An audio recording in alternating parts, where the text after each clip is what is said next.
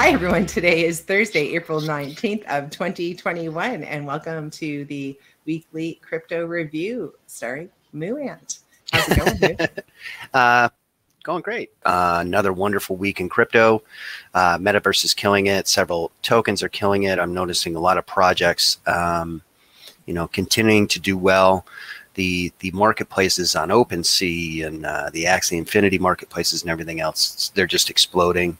I want to talk about some Kusama stuff today. The second batch of parachains, I think we'll be starting on the 1st of September. So that's pretty slick. And I expect Kusama to react well. There's only 100 million. Nope. 10 million total supply of Kusama, and the first batch of the parachains locked up 10% of that. So, 1 million were locked up in the first batch. So we got the second batch starting. So I'm sure that will put some pressure on supply, which we know what happens when there's pressure on supply, right? Yeah. And then Ethereum's continuing to burn. It's burning about $100 million a week. We're into the second week now, and I think we're at, let's just take a look. Shall we? Yep, we're at 64 million burned in 2 weeks. So if we just take 64. Somebody had said it was $10,000 an hour. So that would be $240,000 of Ethereum every day. Yeah. That would be $250,000. But it works out to be more than that, because if we burned 64 million in fees on Ethereum in 2 weeks, that's 32 million a week. Yeah, I should let me clarify what I said. So sorry, let me just reset the numbers here. So it's 64,000 ETH burned in just 2 weeks. So that's 32,000, for example, burned per week. So if we just take 64 for easy math, 64,000 times, let's just say 18 million. That's a total of 192 million total. And then if we just divide that by 2 weeks, yeah, we have 96 million per week, which is pretty crazy, right? Make sense to you? Well, it's more than what we expected, for sure. It is. I mean, when did they decide to start burning ETH? Like, when did that come out? When 1559 was enacted. So I think today's the 19th, and the 5th is when it started. So we're basically 2 weeks into it now. Yeah. So there was no discussion about burning Ethereum for fees back when I was all paranoid about scarcity and. No, so that was an incredible hit by you. There's really no way, and I sent you a message on this, there's really no way a non-technical person that wasn't combing over the improvement proposals would have ever gleaned any of that unless you were super technical, especially back then, because a lot of it wasn't completely solidified yet. So for you to come up on that, or come up with that on your own, especially being a don't take this as any disrespect, you know what I mean, but not a super technical person or involved in the improvement plans, there's just no way you would have known that. So that information came from somewhere else. So hats off to you. That's incredible. It's wonderful. Nice job. Well, I was born and raised in a finance career, not in blockchain. And the closest I came to learning applications was when we went, when we did all of our KYC and applications online.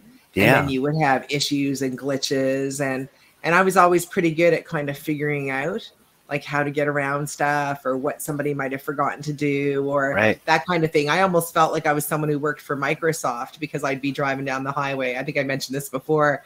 And I was driving down the highway, and I was on my hands free, and a sales rep is calling me, and they're in a house, doing a sale, and they can't complete it because they can't get to the next screen. And I'm like, oh, well, check the drop down for this. Did you do that? But that's kind of as close as I ever got to being quote unquote a technical person. Mm-hmm. And it was all taught, I had to take courses, I had to use things myself. And that's kind of where I'm at with blockchain. And I mean, I'm only 4 years into it, and I don't have a computer engineering degree or anything like that. It's all finance. So with you, perhaps you might have been able to glean that but this would have been back when I did my ETH readings, because that's when I'd have to check the date when I bought the last bit of Ethereum before it started to skyrocket. It was like it went up overnight when I bought it. And I thought that it was a scarcity thing, but it was actually the price that was going up. And I remember saying that to people is, you know, sometimes I get my translation wrong. I felt like, you know, there was going to be a shortage of Ethereum. And this is back when it was like $100 and something, right? So I was like, oh, I don't have a full node yet. I better get those other 4 I need to get a node. I better get them today, right? And then I got it today, and then the price went way up. And then I was like, oh, that's not why I was feeling the urgency. It wasn't the destruction or the scarcity of ETH. It was because the price was going to be, you know, going way, way up. And I get that urgency. And and I got that urgency with Yield Guild Games as well, because that was the one out of all of the sort of new ones that have come out. That was the one that I actually did buy, because as you know, I've been trying to reduce my number of coins and tokens and not buy more. But it's so difficult when you see all of these great up and coming blockchain decentralized games that, you know, have pay to play, and not in a Hillary Clinton way. So kids in third world countries can make more money than their parents make, going out to work every day while they try out these games and earn NFTs and then put them on the marketplace. And the game begins to get traction that way. And more people start playing it. And then we all know how it works. It's the same as, you know, how Fortnite was free. And then, you know, all of a sudden, you know, people getting these skins to buy, that became the thing. And so that is how they got the money. And with Facebook, yes, it was free, and they were doing an awful lot for free and losing money every year. But the whole purpose was to build this mega platform that advertisers would want to pay large sums of money in order to advertise in. So there's always, you see that the new things that are coming out in blockchain are not so new. The concept is not new. And if you can get on the front end of that, then you can end up, you know, chucking in $20,000 in something that could be worth like $70,000 just in a few weeks, you know, because that's the early part of it. That's when you get in early into something, and then you have less risk and you have less pain, because a lot of times when you FOMO into something and you pay more for it, you know, it would be like if people who FOMO'd into, for example, I remember when Tezos was making a run to 160 bucks, and people were FOMOing into it, and then they got upset because, of course, it pulled back and it was below what they paid for it for a little while. And now with it more between $3 and $4, you know, their $1.60 price is still far below what they paid for it. So it's not as painful now. But again, it's better if you paid 40 cents for it, because then you're not as upset about it not doing so much in the past year. No, you're already up. Yeah, absolutely. It makes a big difference. Let's go take a look at this Ethereum chart, because, you know, we had that 19 dip in March of 2020, right around here with ETH. And, you know, certain people were able to pick this up between, you know, 80 bucks and 120, which is great. But I remember your discussions that we had lots of discussions around Ethereum. And I don't know when the ETH reading was, but I know that your blab up about scarcity was way before you were interested in taking ETH readings. So I believe that was back in November, December of 19. So I think that's when the blab slipped out. But how prescient was that? It's just like we said, you didn't know anything about necessarily, I don't think anything about EIP 1559 or burning Ethereum, which was really incredible. And you know what? I'm not normally pushy with subscribers. About, you know, what they should own and stuff like that. I'm just here to tell you guys what my knowings are. I don't mind telling people what I have. I don't mind telling people like what I figure my jump off might be, or if I've sold out of something. I don't mind sharing that. Just like a lot of you guys, you share your information about stuff. But you know, Doge was one of the ones I was pushy about. You know, as you know, creating a wallet for you for donations. Yeah. Absolutely. We have to add that back again to the description box. So anyone wants to donate Doge to MooAnt, it'll be down below. So there's that. And then Ethereum was the one where I was actually trying to get people and selling people on the idea of owning an Ethereum node because of the scarcity that I felt like was coming. And you know, and I didn't get the information about Ethereum back when I started in 2019. I wasn't even buying it. I was buying, you know, I was jamming money into Cardano and a bunch of other ones that are on the, you know, on Stellar and other ones. And then once it became clear that, you know, what was going on with Ethereum.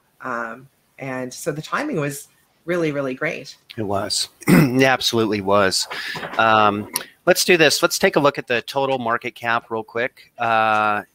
Like I said, I want to talk about several things today, but let's take a look at the total market cap. I'm just going to resort here, and just if you could give us any blabs around this. So this is total. We're currently at 1.922 trillion, and then this is total to everything minus Bitcoin. We're sitting at 1.06 trillion. Any thoughts there? Well, we're just headed up, up, up. I mean, a lot of people say, you know, sell in May and then go away. And I was like, no, you know, I don't think we're headed for the summer doldrums. I think we're going to have that turnaround. And so we are. And I'm still looking for my $1 Doge before the end of the summer. The summertime is over the 3rd week of September. So we still have a little ways to go for my little doggy coin to find itself over $1. But it looks like with Vitalik Buterin and Elon Musk's representative being on the Doge Foundation, those are the things that are going to propel it up, up, up to even, you know, $3 to $5 is not an insane number for Dogecoin now. I mean, for Doge to be $1, a lot of people thought that was insane, but it's gone as high as 70 cents. And some of us have taken profits. And but most of us still hold our Dogecoin because we do expect it to go over $1 and continue on. And we support this project as well as, you know, Polkadot. It's nice to see XRP is $1.14. I know somebody has put an awful lot into XRP who lives in a 3rd world country that is currently completely and totally falling apart. And has put everything into XRP to having his escape. So when I see that go to $10, I'll have a little smile on my face. Not because I own XRP so much as the fact that I know the people who own XRP are really waiting for that big lift, and it's going to be life-changing for them. So, you know, that'll be coming up as soon. And it is kind of a shame that, you know, it ended up being a much bumpier ride than if you, for example, owned Ethereum or one of the other, or Cardano, one of the other cryptocurrencies. I hope people are still buying Cardano. I know it's hard to buy it when it's $2, but it's going to continue to head northward, up, up, up. I think that a lot of people who missed, quote unquote, missed Ethereum will begin to pin their hopes on Cardano. And that's what it seems like. Yeah. And then we'll see people change their focus to Polkadot and the Polkadot ecosystem. And when Polkadot went to $10 to $12, and now even in the 20-something dollars, you know, I'm very much for dollar cost averaging into Polkadot. But, you know, Polkadot does have a very nice ecosystem of a number of different projects those will do well as well. But again, when you get into those ones, understand that, you know, you're going to have a little bit longer of a wait. You may be buying them and they may go down a little bit more because, again, they don't have the support yet. And this is when it's tough. It's tough to get into, just like cryptos. I mean, a lot of people can look enviously at me, who I spoke to them about cryptos, you know, 4 years ago. But, you know, back then they thought I was crazy putting all of my savings, all of the cash savings that I had, instead of taking it out of the stock market and putting it into cryptocurrencies. And, you know, because back then it looked like the governments weren't going to come on board. There wasn't mass adoption. It was still very difficult to get in and get out of the market. I mean, I was going down to the bank and I was wiring my money over to Gemini. It was not simple. But now it's so much easier. It's already a no-brainer. And it's just becoming a matter of, what are you going to hold in your bag? What are you going to hold? And do you have diamond hands or not? And the best way that you're going to find yourself with diamond hands with your cryptos, if you don't have the ability of second sight, if you can't see the future like I can, the only thing that's really going to sustain you is hanging out with people like us, and also understanding what you have as well is really important. So I listen to as many podcasts, I read as much material about the cryptos that I'm interested in and the new and upcoming stuff like the Yield Guild games. That was one where I did join their Discord channel, but it's all about the investing. And is that something that, you know, we should be looking at buying? And, you know, I put my money where my mouth is. And I like to investigate my knowings and see if there is validity in it, or is it just my imagination? Because, you know, they do run pretty close together, you know, your second sight and your imagination. That's why there's a lot of folks who are out there watching us today who may suspect that they have some abilities, but don't really know how to handle or work with it. So hopefully I can help people out with that as well. So we got 29 questions, not too bad. Let's do it. Here we go. First question with 18 votes is from Cowboy Coder. It says, hey, Sam and Moo, could you discuss cash out strategies during the next run up? Is it better to periodically cash out into fiat or to take loans out against crypto into hard assets like real estate? If so, what is the best or what are the best platforms to use for loans? Thank you both for all you do. Thoughts? Well, I was going to be looking into Aave. I'm not there yet, though, as far as taking out any loans for real estate. I had planned on cashing out my Doge profits, but because I have so much in cryptos, there's a whole bunch that I don't want to cash out.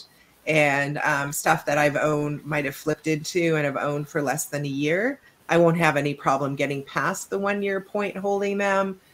Because there's other cryptos that I can, you know, cash in instead. So you have to think about those strategies. But the other one is that if you have, let's say you don't want to sell your Cardano because it's only at $2 and your jump off on it was going to be like $100. So you can get a loan for that in the meantime. I would probably do it on Aave.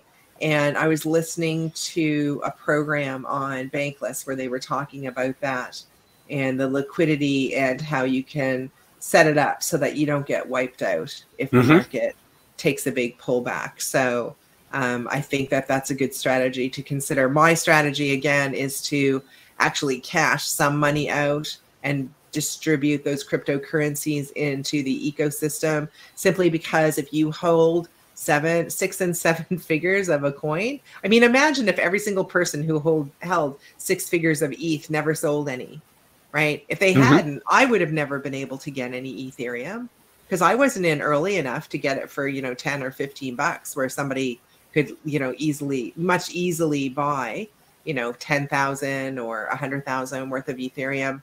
So the same with, you know, Doge. If you're a huge Doge holder, you know, cash some of that, send it out into the ecosystem. You know, even if, you know, it took 5 years and it went to $15 and you sold it for $5, I mean, nobody's going to complain about 3 times their money, you know, whereas if you wrote it from a quarter of a penny all the way to like $2, I mean, that's a pretty significant return on your money. So, you know, put that out into, I really like real estate myself, but there's some other things that you can get you can get involved in as well that are, I guess I consider it recession proof. And you don't even have to get into a whole bunch of rentals. I plan on, you know, I'm going to Dallas. I'm going to be looking at some farmland. So there you go. Love it.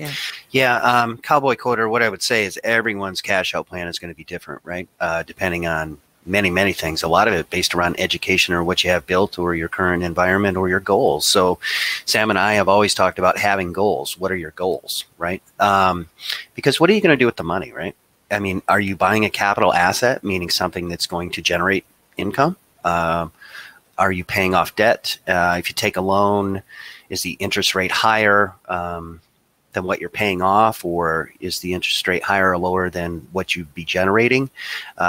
Most people will benefit from taking loans on their crypto, but this is not your daddy's loan from a bank. You know, it's a collateralized debt position, so you could be liquidated. So you need to understand the risks and rewards of taking a loan as opposed to just, you know, cashing out and paying taxes. So I think everyone's goals are going to be different. Obviously, tax structures can assist in this, but you have to have them built first. So it's just kind of how it works, and I think everyone's plan is just different based upon goals. But I know many people that have used their cryptos to take loans and bought capital assets, income producing assets. So yeah, or paid off, you know, high interest loans or something, you know, that maybe they've been carrying around forever. So, you know, that's up to you. Next one here is from our buddy Quadruple Tree. Says, any new knowings for AMP? No, I don't have any new knowings for it. I just think that let's see if something comes from seeing the chart. Anything come from seeing the chart?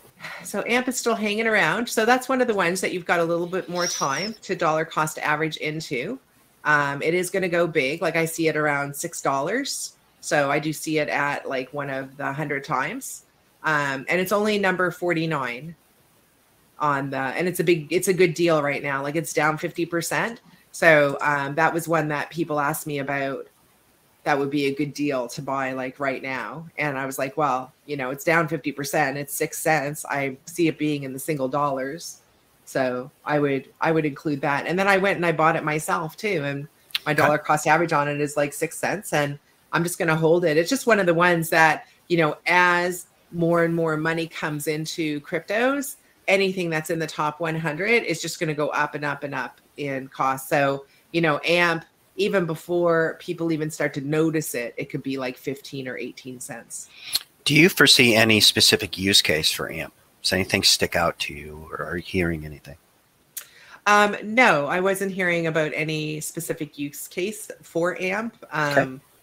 It's more because it is front and center, and it's one of the few coins and tokens that's under 10 cents. And I know that for people who are examining blockchain and the use cases, that's almost silly to look at it that way. But you know what? It's early days. And when it's almost like when people or when the institutions are coming into the market, also the retail is going to be trying to get in as well. And it's almost like somebody trying to pour like a bucket of water. Mm-hmm. And it's all just coming in so fast. And then it's just going wherever it can. And then AMP, AMP is only 6 cents. Oh, it's only 8 cents. And look, Polkadot is like $50. Mm-hmm. You know, and maybe AMP is only, you know, 8 cents or something. Oh, look how cheap that is compared to, you know, other stuff that we would buy. It's just the psychological aspect of it. Do you see any use cases coming up for AMP?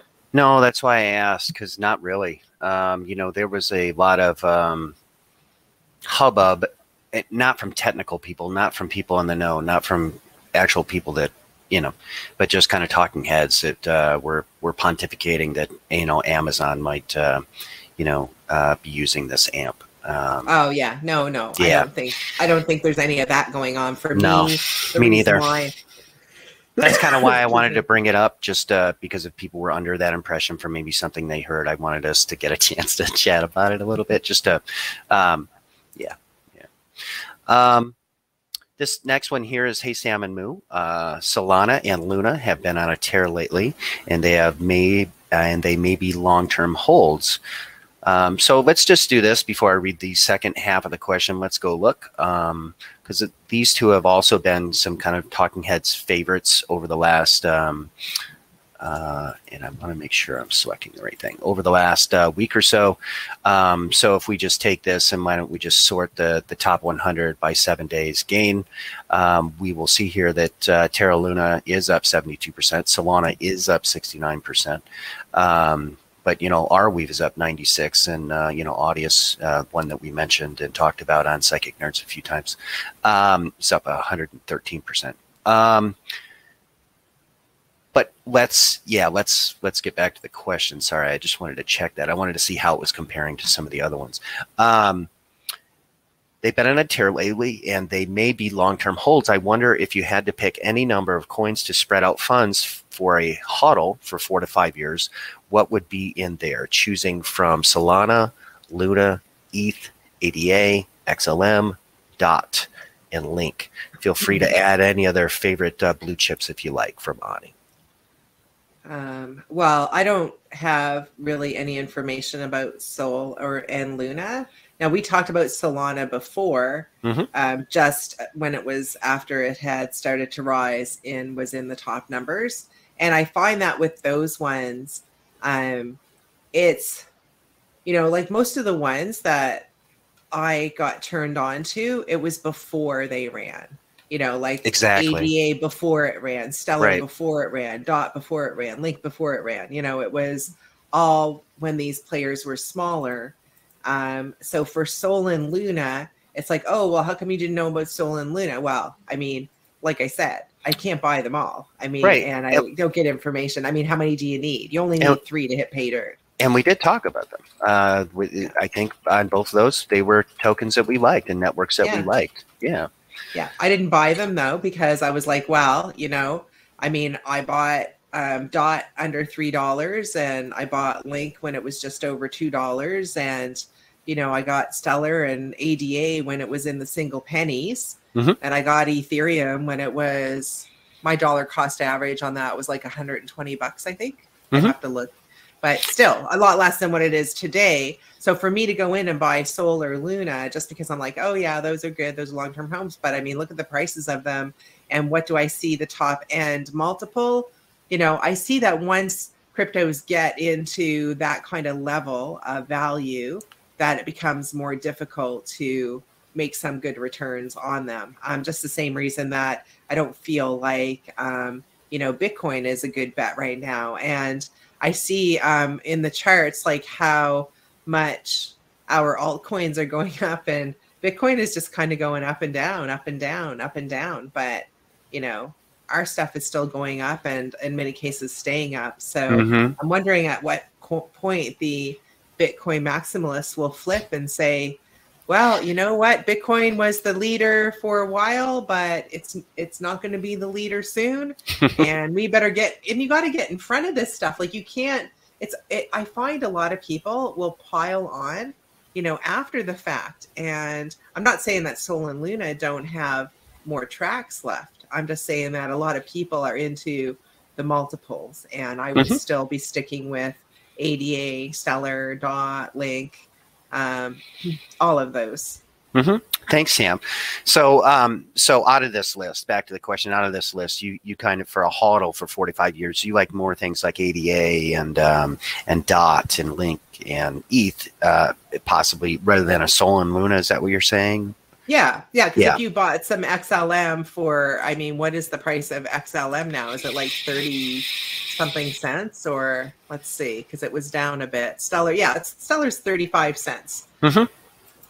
Sure. That's still really cheap. And I mean, if Stellar's going to like $15, so Solana could go to, let's say, 600 or 700. So that's like 10 times.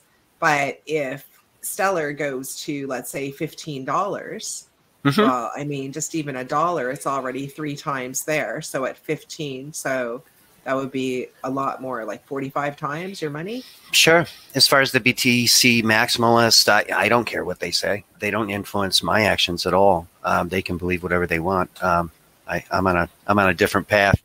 Yeah. Well, the longer they believe that. Yeah. Yeah. I just laugh because it's like, it's almost like, you know, and like I said, I, you know, respect to the Bitcoin people, because a lot of them were in the market and buying long before I even got involved in it. But it's the Bitcoin maxis who don't buy anything else and are just buying Bitcoin and saying, oh, it's going to be worth $1 million in a couple of years, blah, blah, blah. I'm just like, man, you people are like Joe Biden doubling down on Afghanistan. Like the proof is right there in front of you. And you look like now you sound like a crazy person to me. So I'm just going to pretend that we don't know each other. And I'm going to be over here. A few things about Solana and Luna. I actually do like Solana over Luna. I'm excited about Star Atlas coming out on Solana, and they're having a so, you know, I've been really kind of knee deep in the metaverse stuff, gaming and audio and NFTs and all that kind of stuff over the summer, since the, you know, kind of May, June, July, in August. So I'm excited about this game. This looks cool. I think somebody else mentioned they were interested in this too. I think it was Human Avatar or Drone Phil. But there's you should join the Discord. They're having a town hall tomorrow to discuss this game, and I think we might see there's some cool things about Solana. So we might see Solana kind of emerge as a platform or a network that a lot of games want to be on. So you know, just because of certain technical merits. So it'll be interesting to see how it works. KC says, hey, Sam and Moo, how risky is ETH Super staking on Super Farm? So first of all, the ETH Super, what you're calling staking on Super Farm, is not staking. That's called a liquidity pool that generates, so it's an ETH Super liquidity pool that generates, I think, gems.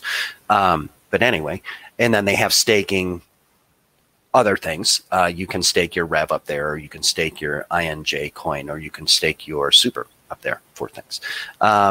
Rewards look amazing, but I'm not sure about the risk. Moo, can you explain? And Sam, how do you feel about it?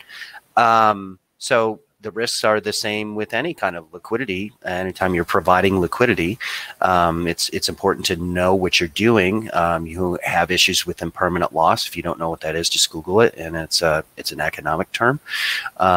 You're giving you're essentially, giving up your tokens to a mechanism, so they're no longer in your custody through this mechanism. Other liquidity platforms on a Curve or Uniswap or something like that, you still kind of retain some of that. But I hope that helps. Sam, any thoughts about this? I'm not really sure what they're asking. So, well, they just want to know if it's higher risk than, I guess, what it would be like anywhere else. I mean, I think that the highest risk ones are the ones that you can get yourself in a situation where you can have something called a rug pull. And we saw Mark Cuban lost a lot of his money from that, but it was a great lesson for people not to get involved in stuff that they don't really understand how it works. So if I was going to stake my Ethereum on Super Farm, I would not send all of it, first of all. I would probably just send one ETH. I would send one ETH first, like just to make sure that I know what I'm doing. And then whatever I send over to stake on Super Farm, I would just have to be prepared that, if I screw up, if I press the wrong button, because, it's, again, every time you move your stuff around, you're taking a risk. And that's why I was really interested in hearing about that organization called Fireblocks. That looks like it's going to be, they're great, taking over a lot of that, risk and stuff. And they've got a really great setup. So, but until we get more organizations involved with, ensuring our stuff and doing it for us, you do take a chance when you're doing any of this stuff. And again, it's all on you. So the risk is not so much with Super Farm so much as it is with you. Mm-hmm. Thanks, Sam. I think that's a great way to say that. Freaking Crypto says, hey, will we make a better return in 1 year if we have more holdings in a cross-chain DeFi bridge platform token? Dot, Solana, Polygon.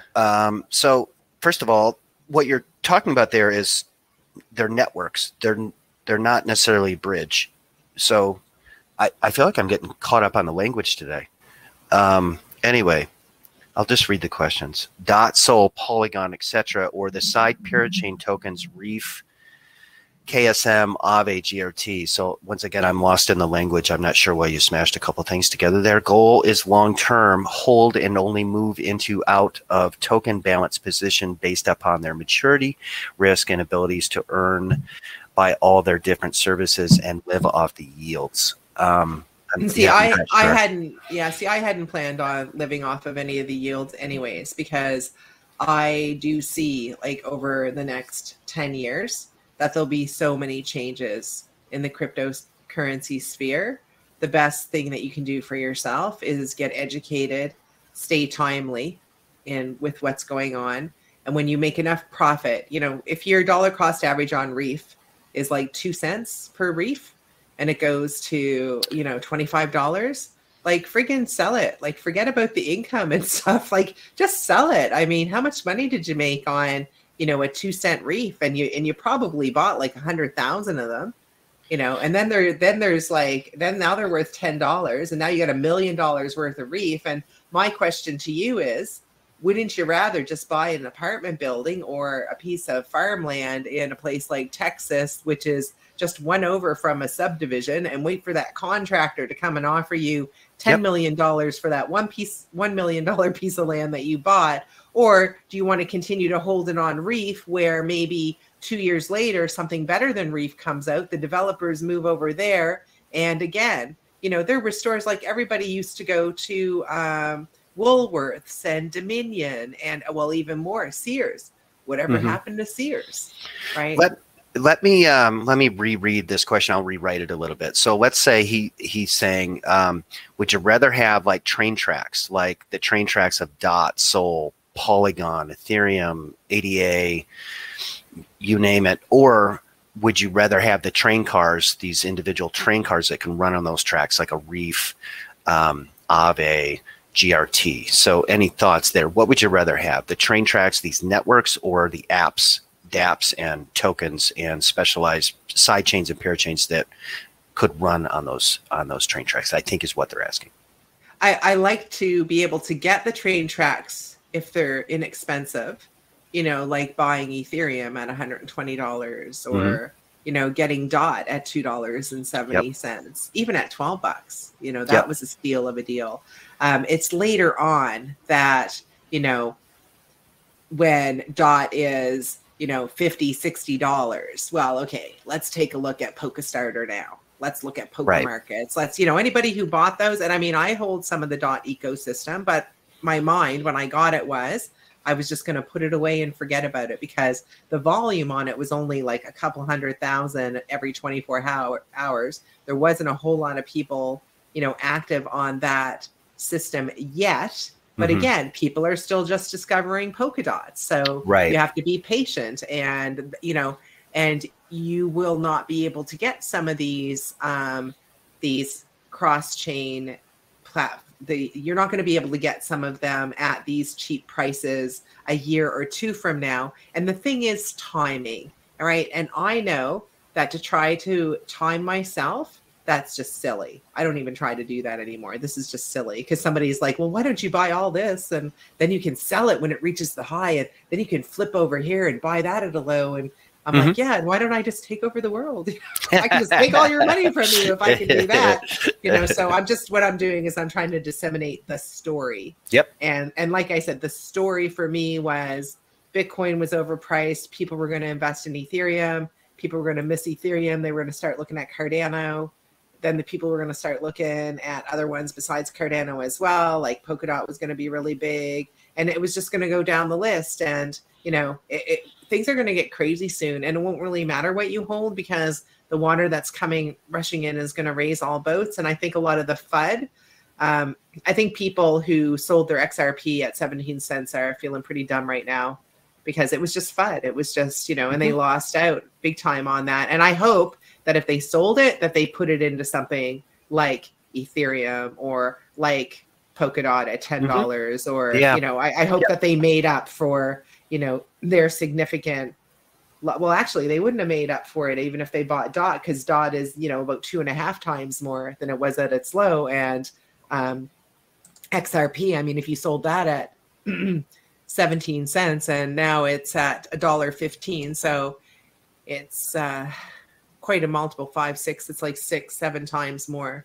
than what it was. So all of these things are all going to do their own thing. And if you hold enough of them, just pick your price, sell it off. And if you're not ready to leave the space, then go into these, you know, extended cross chains and, you know, like the graph. Oh my gosh. Well, most of us were getting that at 25 cents and it did get hit and it did go on quite a nice pullback there.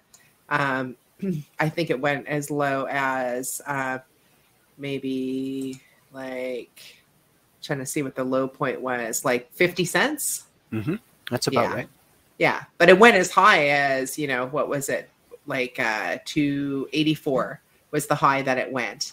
And I think that it's one that is worth holding for as long as possible. I have in my mind my jump off prices for the graph.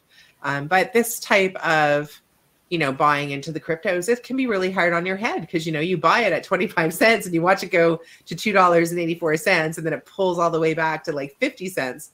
So now you're only double what you paid for it. But, you know, I'll tell you right now, that's how you get your, you know, $2,000 in Doge to like 800,000 is that there's a lot of that kind of stuff going on. Sure. Next one from William Penn. If the crypto market sees a $3 to $8 trillion market cap this year, what kind of market cap will the NFT space have on its own? So why don't we replace NFT space with metaverse because it's something we can kind of take a look at. So let's do that real quick. So if we currently look at the NFT space, we're at 25 billion in total NFT market cap. So the question was, if we get to a 3 to 8 trillion, where do you see this metaverse or NFT market cap going? I don't know. Okay. Okay. I'm the no lady on that one. That's okay. It's all right. Can't even guess. I would say if just by using math, significantly higher, but I can't give you a number. Hey Sam and Moo, a popular crypto YouTube channel, is calling for the bull market high for this October, November, and then a bear market because of the Bitcoin halving cycles, and also because he says deflation is coming in the fall. Do you see a quick rise up this fall followed by a bear market? Thanks, from Alana. I do expect to see some more big pullbacks, but only after there's some big runs. So when we go to like 3 trillion, we could pull back to like 2.3 trillion. And then we go to 4 trillion and pull back to 2.8. And like I said, this is how it's going to be. And deflation, it depends on what you're buying. I think inflation is the way that it's going to be, though. I think interest rates are going up. Inflation is coming. And it's based on the fact that you have a whole bunch of people all around the world who are not productive. They don't do anything. They don't do anything. Like they had nothing at all to contribute towards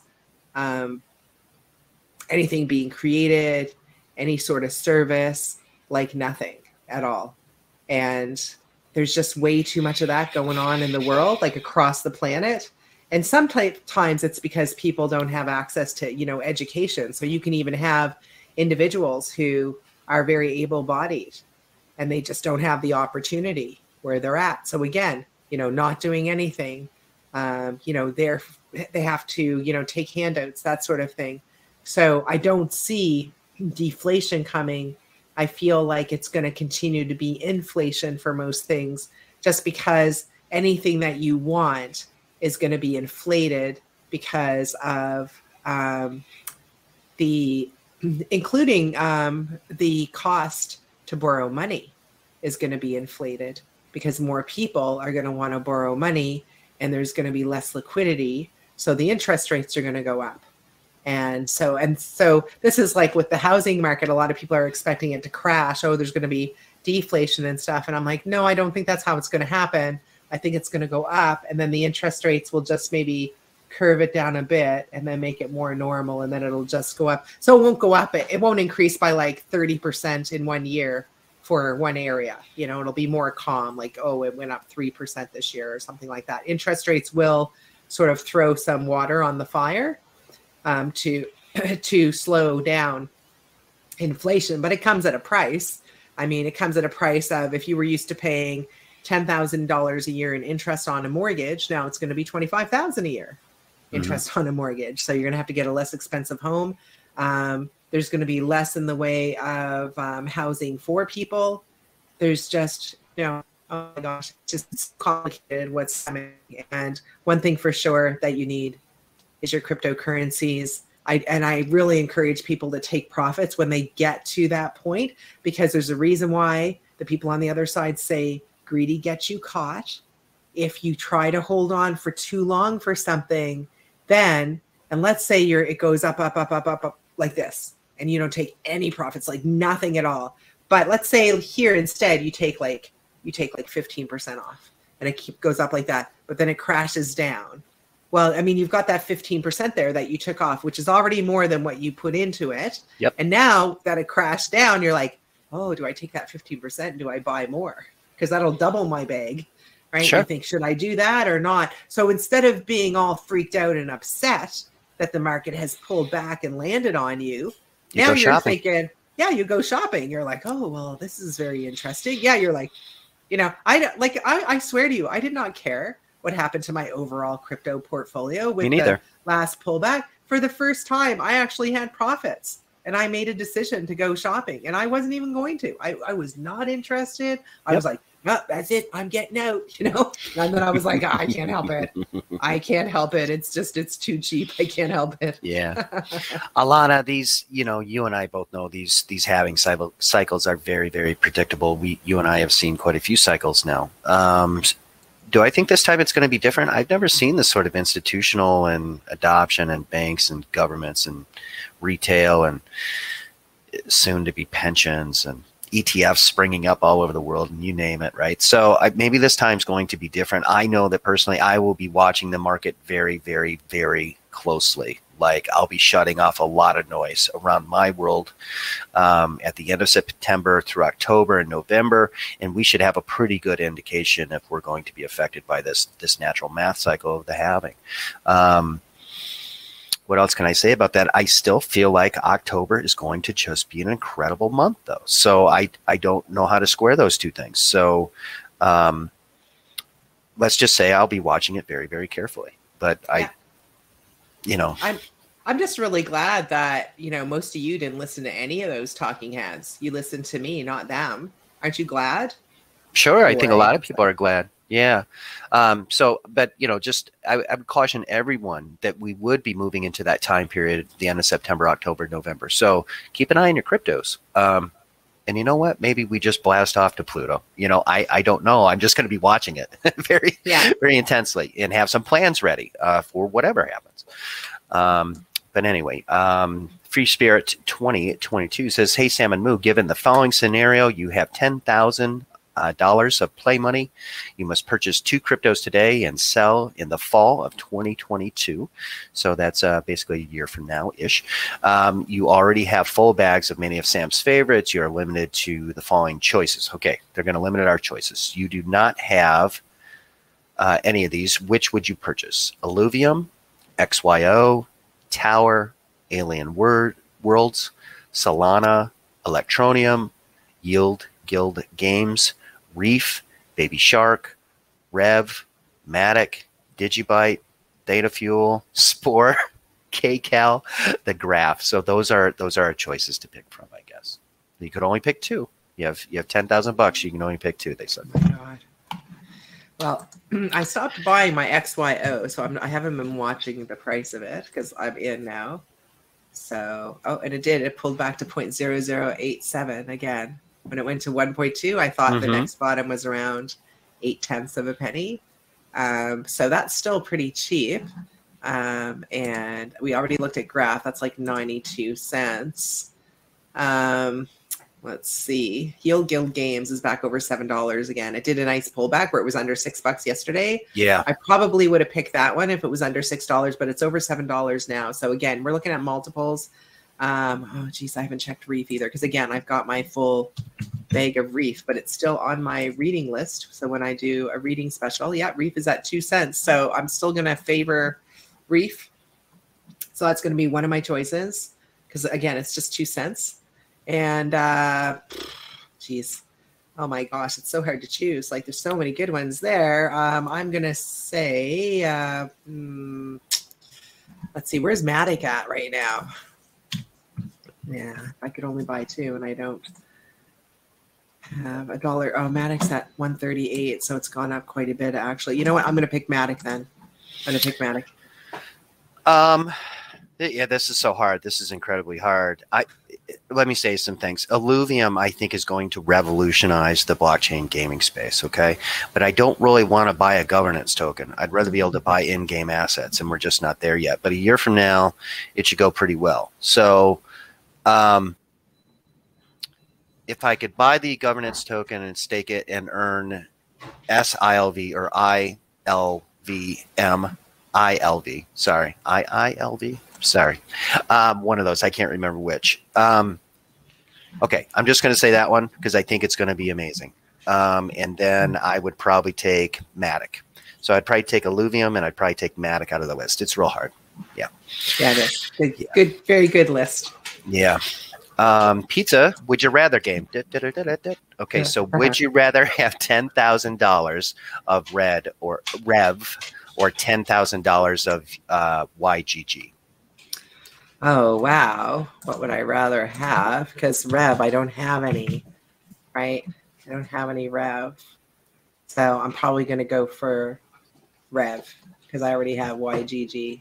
And I like one as much as the other, but I have no Rev. So yeah, Rev is what I would buy Rev. I'll just buy the other one, and then Sam and I will work together to take over the world. So I'll just buy the other one, and there we go. We got our bases covered. Peter Wang here says, "Hey Sam and Moo, what are your top five blockchain gaming tokens? A lot of games coming out trying to jump on the hype train." Well, they are. But a lot of these games have been in development for a long time, and it's only been recently, I think, that they were able to get a foothold. Also, you know, the thoughts of blockchain gaming, you used to say that a couple years ago, and people would laugh at you, even in the industry. So we're just kind of at the beginning of like some of this technology and all this work. It takes a long time to put together a game. We're just starting to see some of these unrolled. But anyway, Peter Wang says, what are your top 5 blockchain gaming tokens? I'm going to go first. I'm probably not going to give you a 5. What I would say is I love all the Animocabrands stuff. So your Super Farm stuff, your Yield Guild Games is under that umbrella. Your Crazy Defense Heroes, your Splinterlands, your Axie to a certain extent. I could go on, but that big umbrella there has lots of really cool games in it. I played a game that I really liked that I mentioned on Psychic Nerds, but I like to play it. It's amazing, but I don't necessarily want to invest anything into it, or I'll stop there. Anyway, let me just say that I think anything under the Animocabrands is amazing. I do plan on checking out this Star Atlas when it's available. And I'll stop there. I like the Rev tokens. The MotoGP is under the Amocoa, Rev is under the Amocoa, F1 Delta Times under the Amocoa, Rev Racing, the new Rev Racing. So I like the Rev tokens because a lot of us are using those Rev tokens to acquire all sorts of cars for this game. So anyway, I'll stop there. Sam, thoughts? I have none for that. Okay. Area. I see which ones I like, and then I jump on them, and I'm pretty much focused right now on Super Farm, and I agree with you. Like I like Rev and the Yield Guild games. I think Tower and Alien Worlds is a good deal right now. Those did not move like the other ones, so if you were left out. And Tower also falls under that Animocabrands.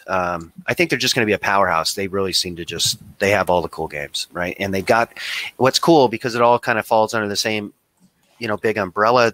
I think there's going to be, and there already is, you can see with some of the farming, some interoperability between these different games, which is real cool.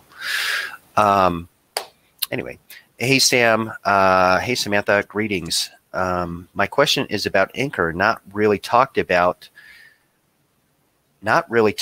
most. Call it a hidden gem with various price predictions. Where do you see this going price-wise, and how well do you think it will evolve in the crypto sphere itself? Thanks in advance. I actually think we talk about Anchor a lot. I'm really sad that a bunch of people got slashed using the product trying to stake their ETH because Anchor didn't know what they were doing. Other than that, I know a lot of people that bought this that were just hoping to get a price appreciation in the price of the token, and they've done well. But it's not one I will hold ever. Sam? Yeah. So back when we were talking about it, it was, I call it a micro coin. So it was less than a penny because it was back in 2020. And again, that's kind of the plan, is that you get into this stuff early on. And, you know, and a lot of people, they would have cashed in. It went up to 19.5 cents. Mm-hmm. And I think that it'll go back there again, but that would have been like the ideal time. You know, if you had bought it at, you know, 0.0086 cents, mm-hmm. and then rode it up to even like 18 cents, you know, that's a pretty significant return on your money. But again, Anchor's still going to be there. It's still going to be around. You know, it's one that has recorrected back, and it's, you know, it seems to be pretty solid where it's at right now, meaning that this is sort of a bottom for it. I feel like the under 10 cents, 9 cents, between 9 and 10 cents, it seems to me that is where the average seems to want to hang out at right now. But again, when we go for, you know, the wash, rinse, repeat, you could see that up to $1, and then into the single dollars, and then $10 and $12. But again, there'll be a whole bunch of other stuff that will also be rising at significant levels. And so if you want to hold tower or anchor for longer, nothing wrong with that. If you had sold it before when you got it at under a penny and then you jumped off at like 15 or 20 cents, I mean, good for you. That was a good decision as well, because it'll be some time. Thanks, Sam. Appreciate that. And someone chimes here over on the side. They're saying, where do you find, Steve M, where do you find these games? So let me point you to a couple channels. Let's just do this real quick. I think these are great channels. I don't feel like they show this stuff. A lot of them actually show you how to start with no money at all. You can play these games and you can earn some tokens, right? So this first one is eGamers Blockchain Games. I'll include all these links. This other one I really like is Play to Earn World. This guy's really good because he'll take you from, you know, not even being on the platform at all to getting started playing the game. And I would join these Discords as well to these individual games that he talks about. See if you like the community. Another good one is Daily Gameplay. This guy just started. He's kind of switched over, and now he's exclusively doing blockchain games. His name is Crypto Rain. And there's Panda Pops here. She plays a lot of games and does a lot of walkthroughs with the games. And then a lot of people are asking about this Animocabrands. How do I get there? This is the website, Animocabrands. I'll include all these links. How will the token economy do long term? That's one that has some nice contracts for NFTs, and it's number 129. It's not one that I am personally interested in buying. It did have a really good run back when the market, you know, was running pretty hard. And it seems to be set on a low now. It's down about 78.9% from its high of 1.3 cents. But again, you know, that's one that its trading volume is 4.5 million. They're into the NFTs. They have some stuff that looks like it's individual to them. Like I see that they have, I'll just show you I'll show the website so people know what I'm talking about. So here you've got like Adventure Time. I know that from my kids. They love Adventure Time. Yep. They've got like Ghostbusters, you know, and there's different things that they're looking at doing. So again, you know, it's very early based. It's based out of Singapore. A lot of great minds that work out of there. I like them, but there's just so many that are going to be doing well, you know, in this state. Like, you know, when you see they have, does this indicate that they have the contract for Marvel? Is Marvel using economy?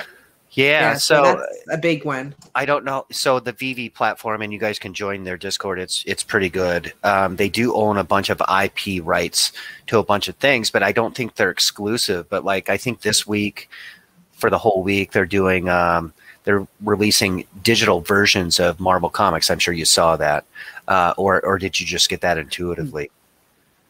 Oh, no, I was looking at economy before, and that's when someone was asking me about it. And I was like, yeah, I feel it has Adventure Time, Marvel. I saw the Ghostbusters. Yeah. Yep. And like, but I don't know how exclusive they are, because we've seen some of the Marvel characters and things be released on some other platforms or other NFTs, but I think they're pretty good, and it looks like they've got a handle on a lot of the IP. So I just don't know how those IP rights work, if they're exclusive or not. But they seem to have a lot of them. But, you know, Animocabrands got Power Rangers and Addams Family and, you know, stuff like that too. So I think that's really that's the key, isn't it, Sam? Having exclusivity to these intellectual properties, or growing the community and growing their own brand or a game or whatever environment so much that you have the exclusive because you brought it from a baby to an adult, right? So, yeah. Anything else about this VV or Ecomi? Oh, just if somebody's looking for a flyer, like a really cheap micro coin that they're willing to sit on for a while, this is one that's going to, you know, really the key is choosing a survivor. And I feel good about it. I feel they've done a really good job putting it together.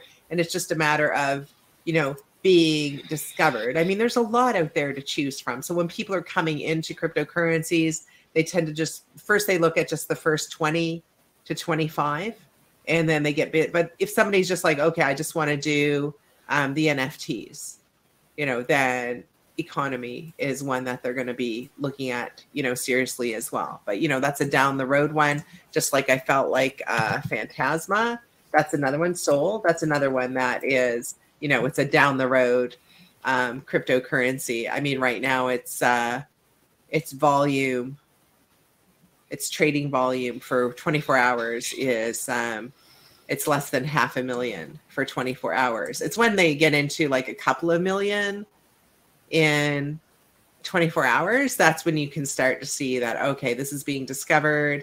It's starting to take off. I would probably buy Phantasma before I would buy economy. Okay. Thanks, Sam. Appreciate that. Crypto Dusty Dog says, hey, Sam and Moo, I've got a small amount of dry powder looking for more riskier flyers, thinking of XYO or CEEK. Thoughts? Couple of us bought Seek a long time ago. I think they're going to be a really unique VR provider, but I think it's going to take a long, long time on that project. That's the feelings a couple of us get about that Seek. If you could only pick from these two, I would pick XYO, and I don't have XYO. So thoughts, Sam? Yeah, well, Seek is down, you know, 93% from its all-time high, and it looks like it was only launched back in September of 2020.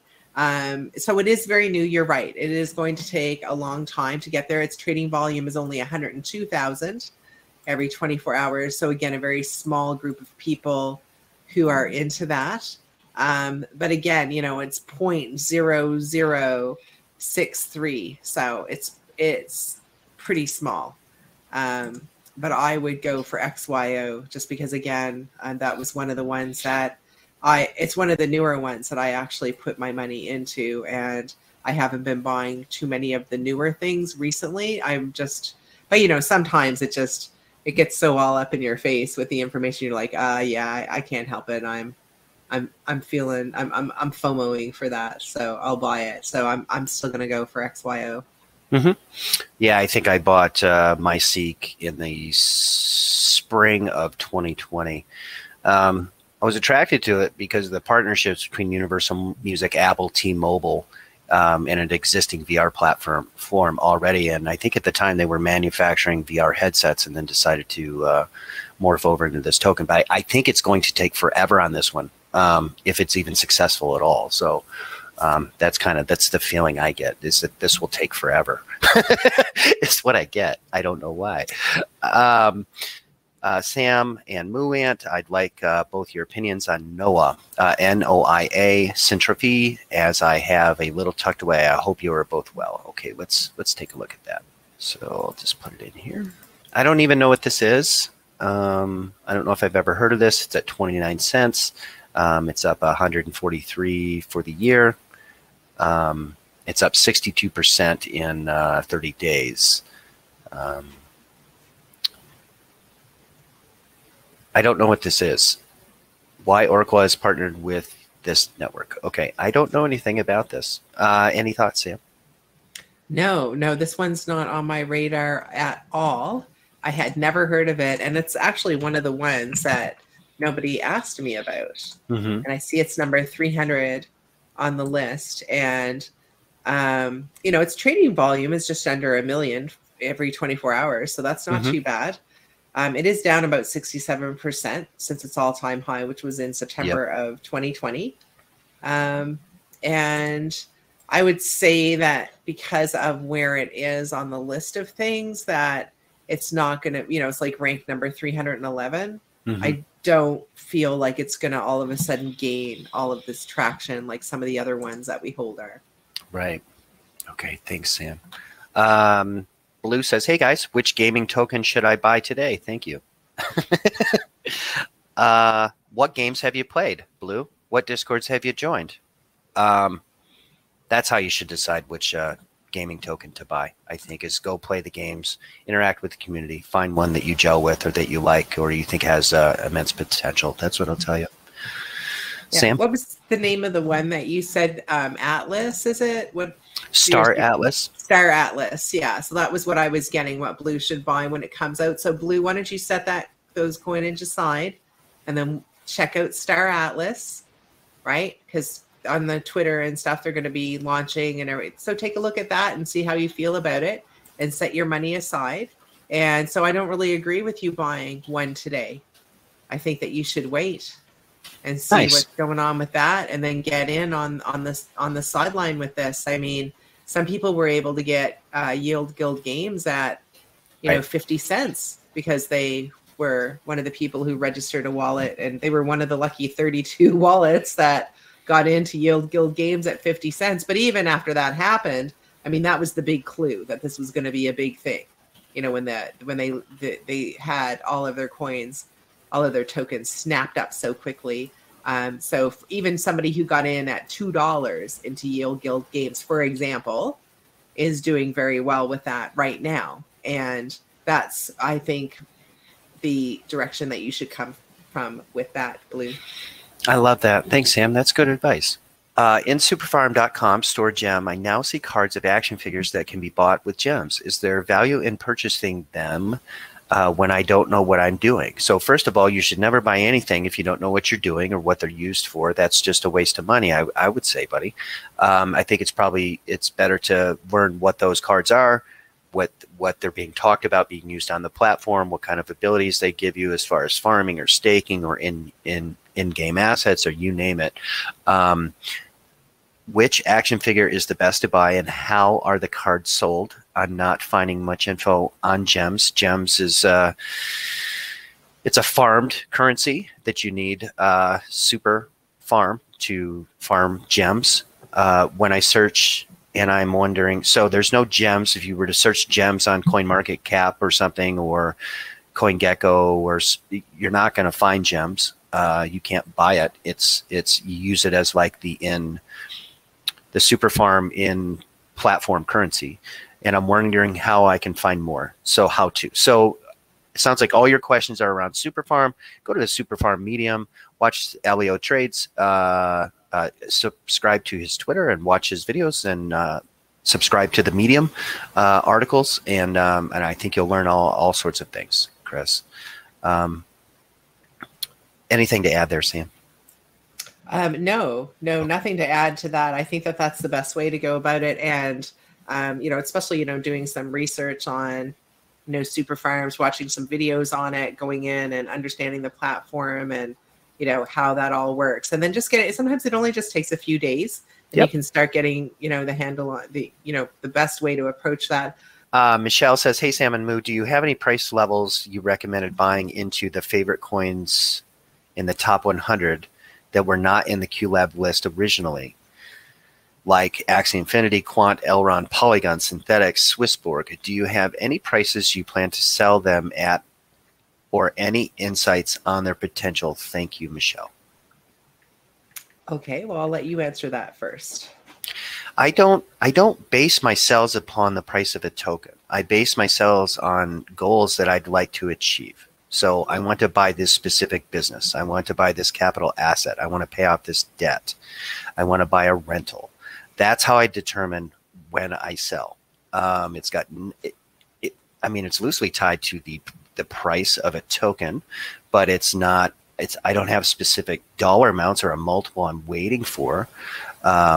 It's based upon goals. So I know I'm not helpful to you, Michelle. I'm not helpful to you. Sorry. Yeah. And my thing too is that, I could tell you what my intention is, like what price I'm thinking of selling it at. But I mean, look at Doge. I planned on jumping off. I was going to take my first profit at, 25 cents. Well, that didn't happen. Why? Right. Because when I was moving it out of my wallet, I didn't realize that it sends all of my Doge, like all 7 figures of it, to the exchange. The exchange takes off that piece, like the 100,000 or whatever that I was selling of my Doge, and then sends it back, right? And then by that time, it actually went to 42 cents, and then it pulled back. And then I was like, well, I'm not a dummy. I'm not stupid. I know it's going to go to 40. So now I changed it so that my first sell off was 40 cents. Right. And then my next one was 60 cents. Exactly. You know, and then now that I'm looking at it, now that Elon Musk and Vitalik are on the Doge Foundation, I'm like, I'm so glad I still have 7 figures out my Doge. Ma'am. That's gonna go so well. So I'm changing my mind now, right? It's not gonna. I'm not just getting the penthouse. I'm getting the whole effing building now. And it's not greedy getting me caught either. It's just, you know, patiently waiting, biding my time, and not listening to all of these talking heads. Now, I don't have any prices on like Axie Infinity, on Quant, Elrond, Polygon, Synthetics, or Swissborg. I do think that when you buy something and when it goes parabolic and it goes up 20 times overnight, you are silly not to sell at least some of it. Right. You know, like when my Aave went crazy, I was like, okay, I was telling folks I think Aave could be like $1,400. And that was when it was like 35 bucks. Okay. I was not, you know, it's just like when people asked about Cardano and it was like 7 cents. And I'm like, they're like, what do you think it's going to go to? And I'm like, $100. And they're like, no. I'm like, no, really, like $100. Right. Right. And they're like, well, why don't you have like 10 million of them? And I'm like, because I'm not allowed. The people on the other side, they're just like, nope, you get what you talk to other people about getting, and that's how it's going to roll here because they know me. They know I'll be off. I'll disappear. I'll be on that private jet. If I became a billionaire overnight, I'd be like, oh my God, I got to hide. I have to go on the ground quick. Yeah. And it will happen quickly. So, you know, like I love all of those, love Axie, love Quant, love Elrond, love Polygon, Synthetic, Swissborg. And, you know, if you don't hold them, investigate whether or not you want to hold them. Again, it's about spreading your bets. And if you hold too many cryptos, if there's some cryptos that you've made some really good profits on and you've held them for longer than a year, you know, scrape off some of your profits from that. I mean, I bought my AMP at 6 cents from my Doge profits. I got a little bit of that. And then I bought some Ethereum and I got some Cardano, you know, and that's from my Doge profits. So, you know, you can spread out from your other profits and then just pick what price. And, you know, and of course, you know, my Cardano, because I have so much more of it now, I'm going to probably take profits on it sooner than the $100 because, again, you know, I have a lot more Cardano than I had a few months ago. So, again, you're going to change your own personal goals. And that's why it's so important that, you know, when you join our group here and I can kind of give you guys the state of the union, what I see, what's happening, what's going down. I had said a few months ago that this would be the summer of DeFi and NFT, that we were going to have another DeFi NFT. And who knew? I mean, the gaming NFTs, I mean, that's just fantastic what's been happening there. So just keep your eyes on the prize and try to stay relaxed and don't get, well, don't have fear of missing out, because remember, as soon as you realize that, you know, if you miss one train, another one's going to be along in about 10 minutes, you'll be able to calm your farm much easier. I agree. Thanks, Sam. Sweet Home Chicago says, hey, Sam and Moo, any blab on SNX, Atom, or CanC? The only one I even like out of that list is SNX. Your thoughts, Sam? That's my blab. Okay. So let's see. So Kyber Network is at $1.83. And that's one that I actually saw that it would be in the hundreds of dollars. So again, just bought it. Dollar cost average on that is probably about $1.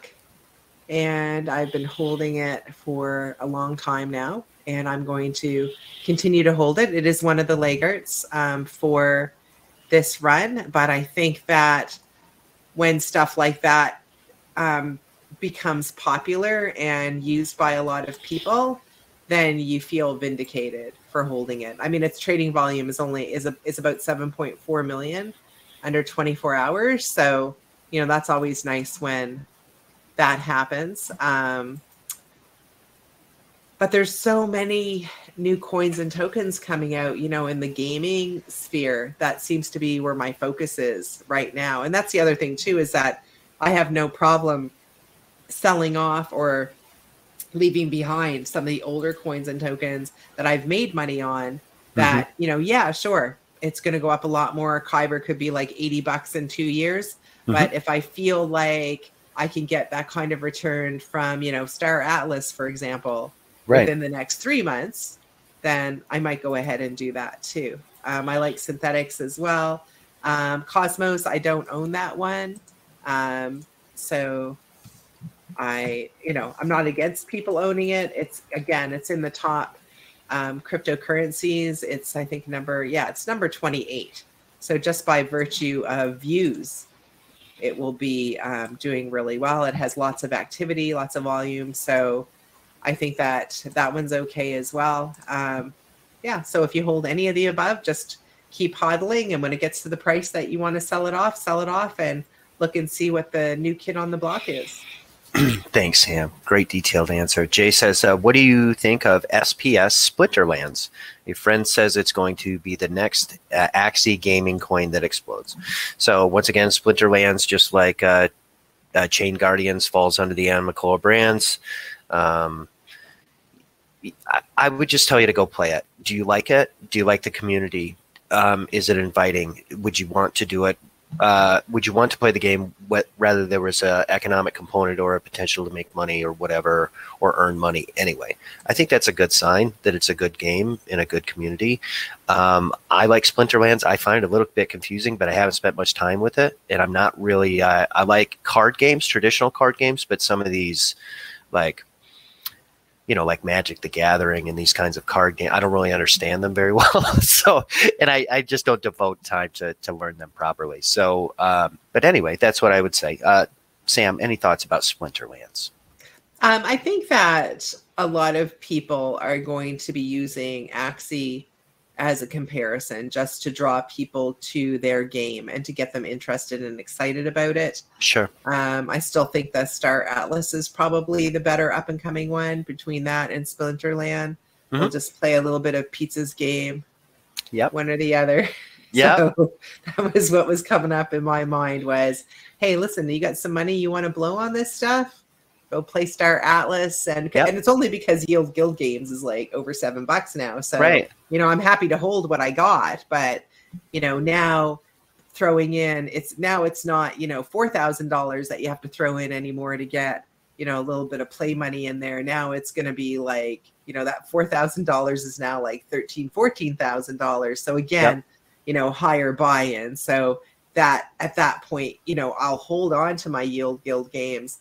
But for my new money that I want to invest, I'll be looking around for, you know, some new. And like I said, I like the Rev and the Amicola. That's great. That's going to be in the description box below so that people can take a look at the Amicola and see which ones that they like. I think there's so much in those cryptocurrencies and those NFTs that are going to do really, really well, just because of the whole entire concept of gaming and getting these NFTs and then being able to put them on the market and, you know, selling them, and that's going to give some significant opportunities for a lot of young people. Yeah. I don't know. It's like we're the gaming channel today. Maybe people are just waking up to this. You know, over on Psychic Nerds, we have a whole blockchain gaming section. We talk about these stuff a lot. So, you know, like this, Sam went for YGG Yield Guild Games, and I went for the Chain Guardians. You know, I feel like sometimes Sam and I just divide and conquer. I don't know. I was drawn to this one. She was drawn to YGG. But it's doing well. Once again, this falls under the Animocabrands. Why don't we do this? Let's go here just real quick. Let's go to categories. Let's go down to gaming.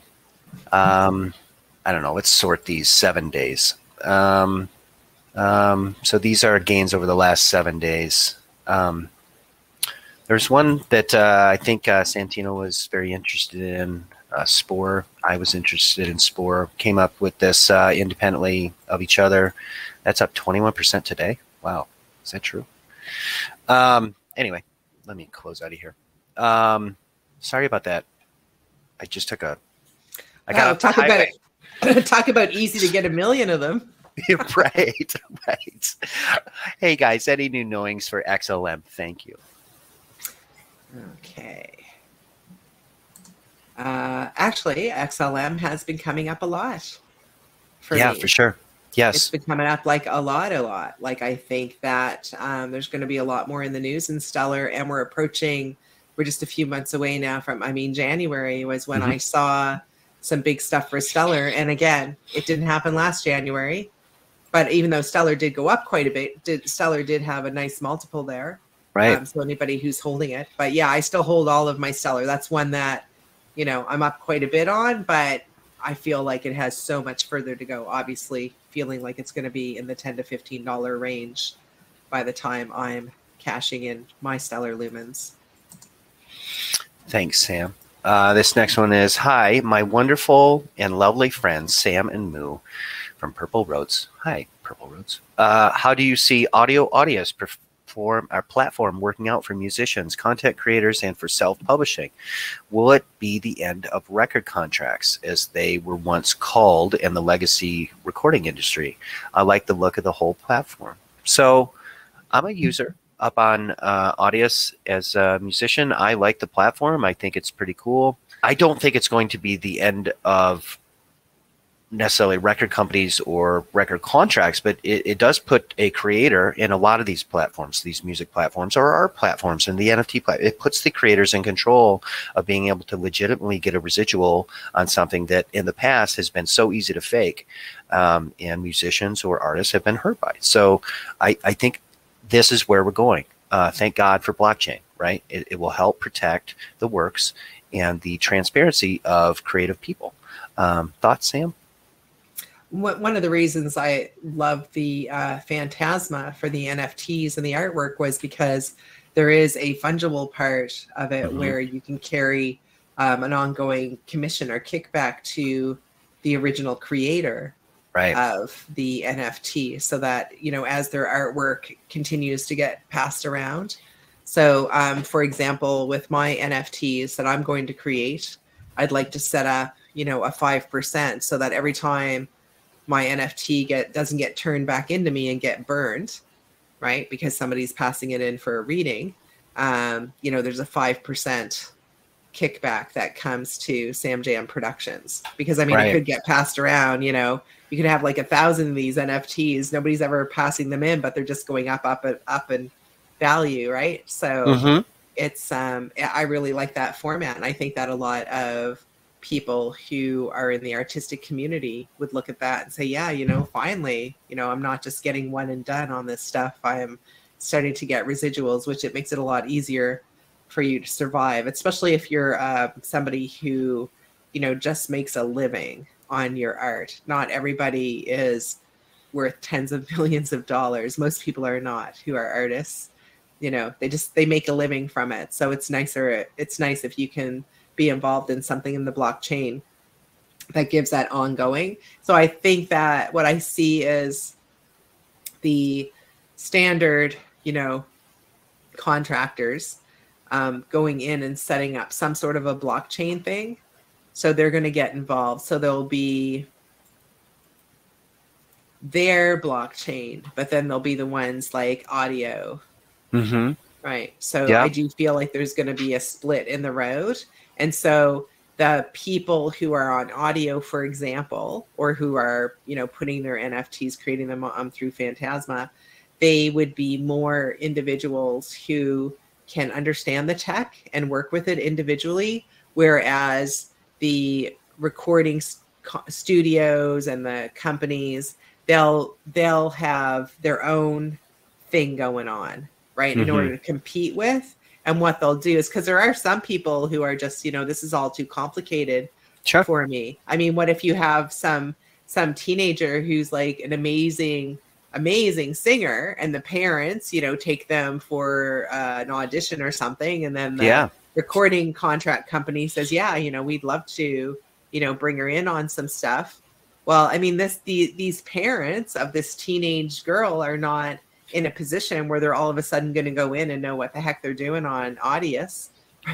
Right. So I still feel like it's not going to put them out of business. I just feel like the roads are going to divide.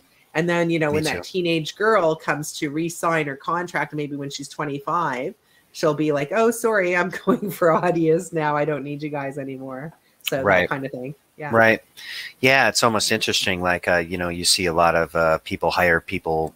So creatives hire, you know, managers or someone to handle their digital online presence, oh my God, presence, or, you know, their social media platforms or whatever. And maybe in the future, you kind of have tech people that are helping some of these artists just kind of navigate the technology. They can handle the creativity, you know, creation part. And you have a tech person trying to help with all the tech stuff. Sublime69 says, any blabs on XRP?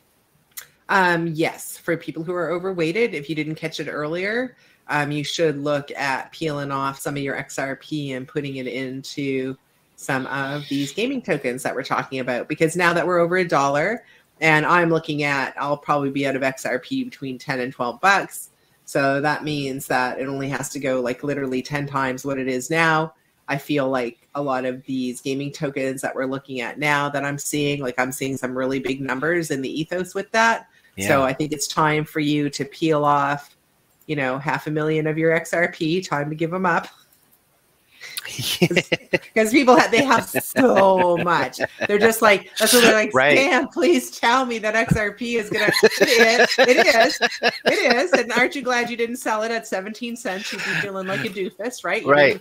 But I swear to you, be like me. Just have a small amount of it so you don't care, right? And then take that profit because you've made profit, right? I hope you didn't FOMO in at $1.70. I hope you're like me with a DCA of my dollar cost average is 22 cents on XRP, and it's like, okay, I feel okay about. I would feel okay if I was looking for money to buy some Star Atlas, for example, when it comes out, or from some Spore or whatever. Yep.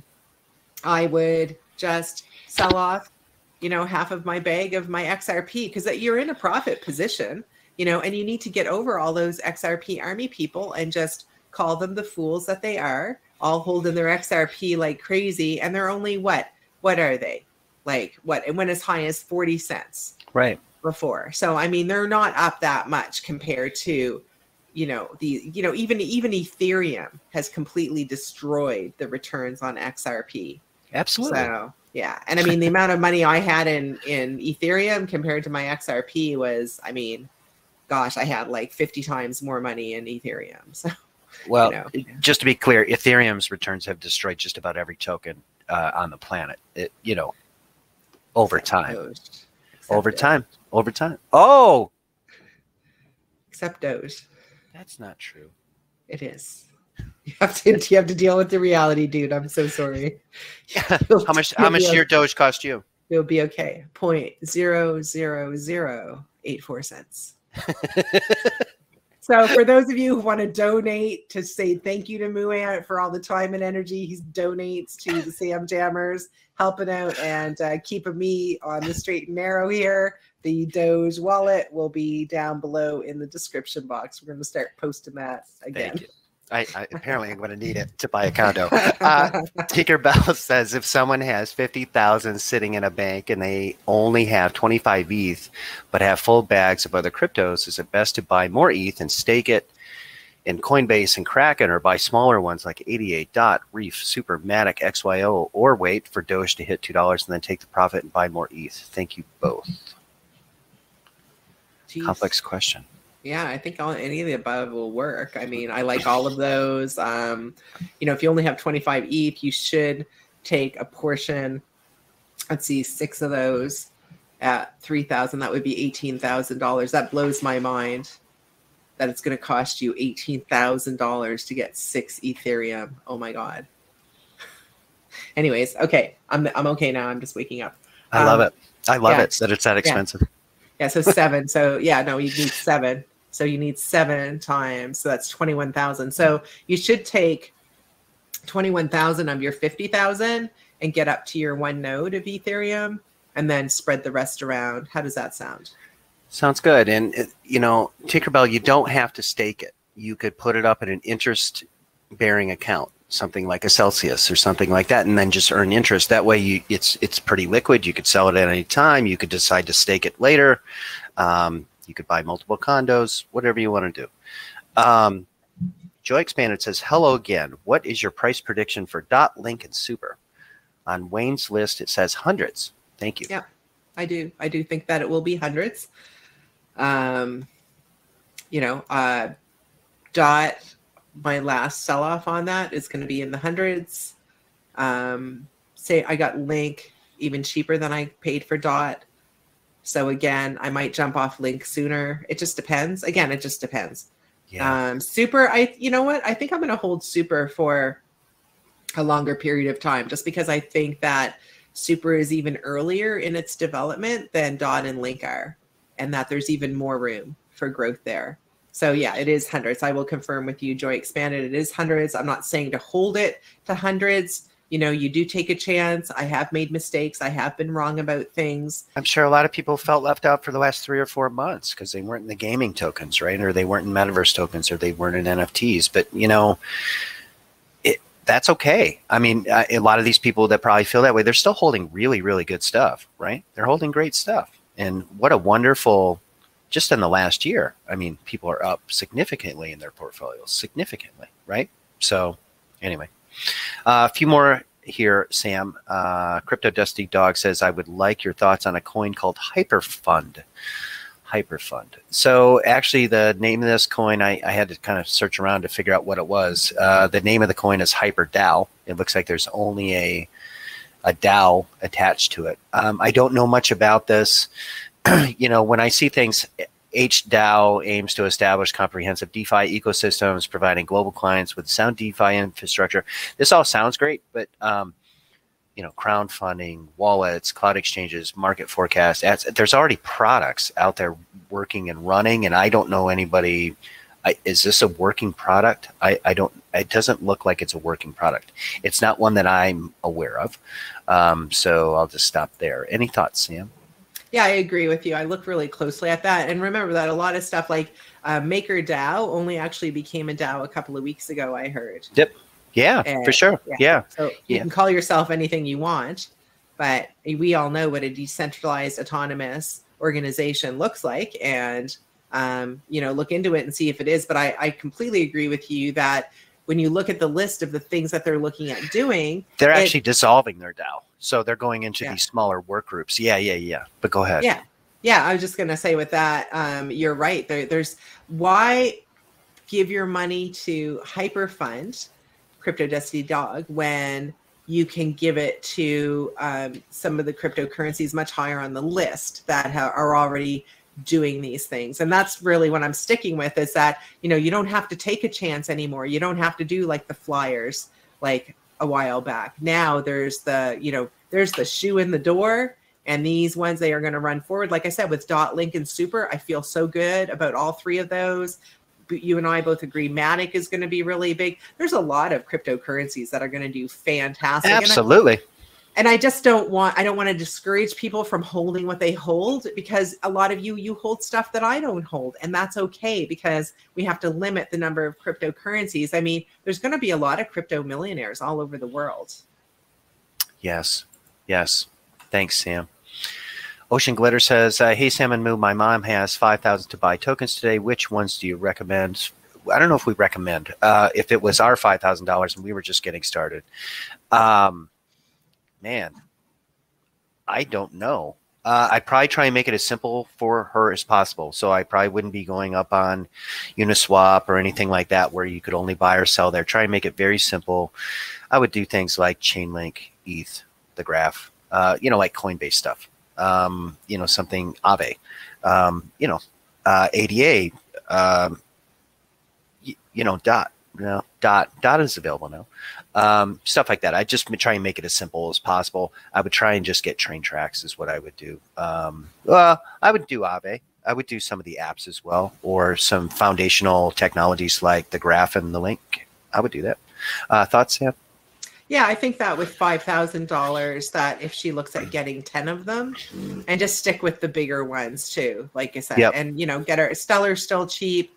VeChain's, you know, still cheap, even at 12 cents. I love VeChain, and it's something, talk about a use case, something that's actually being used.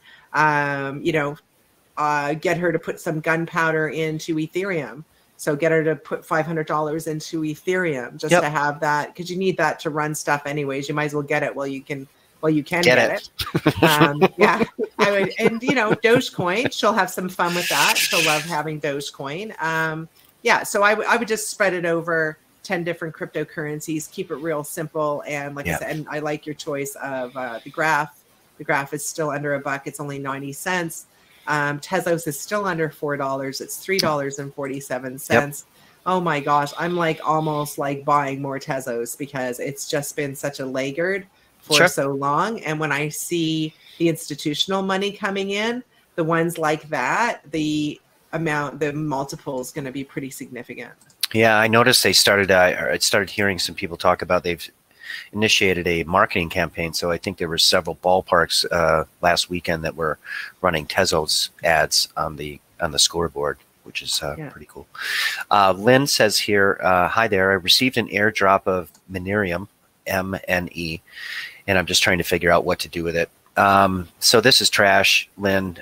They just dropped a bunch of this crap into people's wallets. There's no way to really get it out.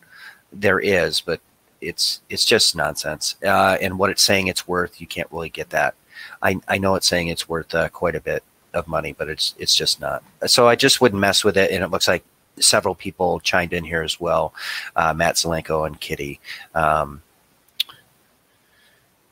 Anyway, I just wouldn't waste your time with it, Lynn. Any thoughts there, Sam?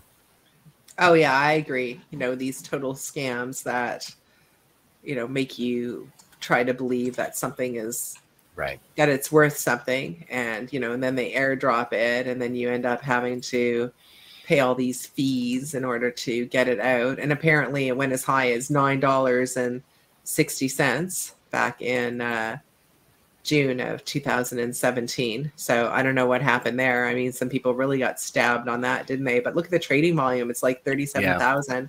Anything like that, like when you look at the trading volume and it's that low, like just stay away from it. It looks like Cardano's going on a little run now again. Yeah, for sure. I told you, man. People are like, I missed Ethereum. I must have Cardano.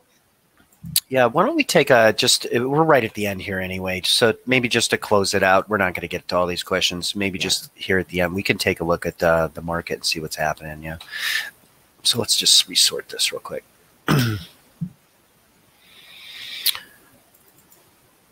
Oops. Oh, there we go. There's Kusama. Looks like it's doing pretty well. 16%. Perp. Hey, we were just talking about Chain Guardians. That's up 10% today. SLP. DOT. ADA. Let's take a look at. Ooh, ADA is doing well. I just switched it to 1 minute. It's more dramatic. Yeah. Climb. It's like crazy. I was like, wow, that went up a lot, like in 5 seconds. Yeah, I love it. That's great. Wow, this had a lot of movement, didn't it, over the last couple days? But these are great. These are wonderful. Anything sticking out for you today, Sam, specifically? Well, I mean, Cardano's been top of mind. Like I said earlier, you know, with Cardano being $2, I'm like, still buy it. And it's so funny, like from a blab from back when Cardano was, when it was 10 cents, and then I went to 15 cents, and then it dropped back to 10 cents. And I just remember blabbing and saying, you know, even when it's $1.20, still buy it, right? And then I was getting some more at $1.15, pouring some of my Doge profits in. I was like, oh, I was probably talking about myself. Keep buying it. So it became just like Ethereum. It was like Ethereum. And I don't think it was crazy that, you know, someone like myself who was looking to sort of store profits, because I didn't want to put it in the bank. Yeah. Because I'm not feeling like right now is a time that I can get any advantage with cash. I'm sure there might be at some point, but believe you me, to try to time that stuff, it's crazy to try to time that stuff, because then you're left on the sidelines. I mean, look at people who were waiting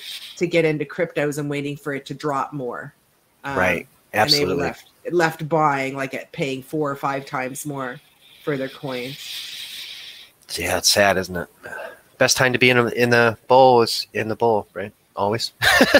Sam, thank you very much. Great questions today, you guys. And I'll see you at Psychic Nerds tomorrow, 11 a.m. Eastern. Yeah. Bye, Sam. Bye for now.